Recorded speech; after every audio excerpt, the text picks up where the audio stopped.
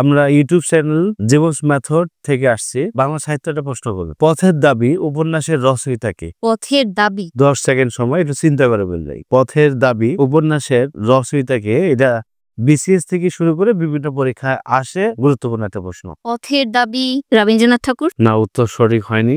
বঙ্কিমচন্দ্র চট্টোপাধ্যায়, না, এটাও হয়নি, অল্প একটুর জন্য। ওই যে কাছাকাছি, তাহলে শরৎচন্দ্র চট্টোপাধ্যায়। শরৎচন্দ্র চট্টোপাধ্যায়। এটা হয়েছে? হ্যাঁ, এটা হয়েছে, খুব সুন্দর উত্তর। এটা উত্তর হয়েছে, মানে কনফিউশন রাখা যাবে না। যাক, ভালো হয়েছে, আপনার উত্তরটা পাইছেন, এটুকু মনে। আপনি বলছেন যে এটার কাছে মানে সেজন, মানে এটা আপনি, মানে মেইন জিনিসটা হচ্ছে আপনি ধরেন ভুলে গেছিলেন, আবার কিন্তু মনে রাখছেন, মানে পড়ছেন কিন্তু ভুলে গেছেন। এখন মানে আপনাকে দিয়ে আমি একটু প্রমাণ করব যে আমাদের আজকে এই ভিডিওটা পথের দাবি উপন্যাসের রচয়িতাকে, এই ভিডিওটা শেষ পর্যন্ত দেখলে সারা জীবন মনে থাকবে, আর কোনোদিন ভুল হবে না আমার বিশ্বাস।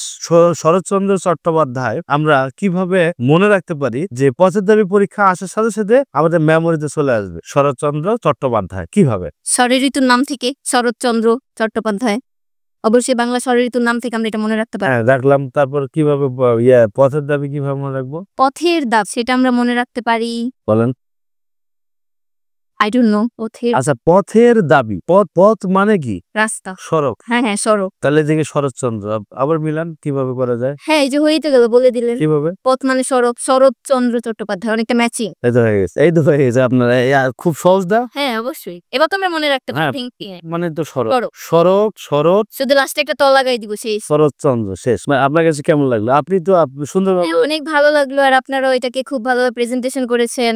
আর এই যে এখন যেভাবে বললাম, এভাবে যদি আমরা সবসময় পড়ি ভেঙে ভেঙে, তাহলে অবশ্যই সেই জিনিসটা আমাদের মাথায় অনেক দিন থাকবে। যেমন এখন যেভাবে আমি বললাম, সেটা যদি আমি সবসময় মাথায় রাখি, এটা আমার আর ভুলার কোনো চান্স নাই। তাহলে এইভাবে মনে রাখলে আজকে হবে।